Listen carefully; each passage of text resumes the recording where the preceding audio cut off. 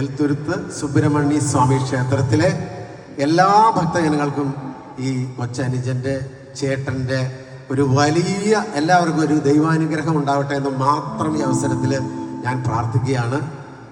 തകർത്തോളിയാണ്. അപ്പോൾ എന്തായാലും ഇവിടെ വരാനും ഒക്കെ കഴിഞ്ഞതിൽ വലിയൊരു സന്തോഷം. കൊച്ചിൻ കലാഭവനെ നമ്മൾ ഏറ്റവും കൂടുതൽ ഒരു ആർട്ടിസ്റ്റായി കഴിഞ്ഞാൽ ഏറ്റവും കൂടുതൽ ആഗ്രഹിക്കുന്ന ഒരു ട്രൂപ്പാണ്, കളിക്കാൻ ആഗ്രഹിക്കുന്ന ട്രൂപ്പാണ് കൊച്ചിൻ കലാഭവൻ.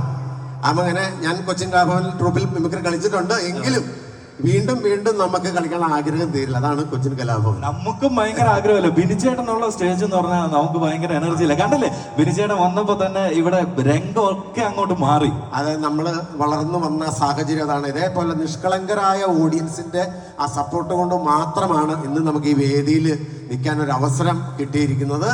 അതിന് ഈ അവസരത്തിൽ ഒരു നന്ദി പറയാൻ അവസരം കേട്ടോ.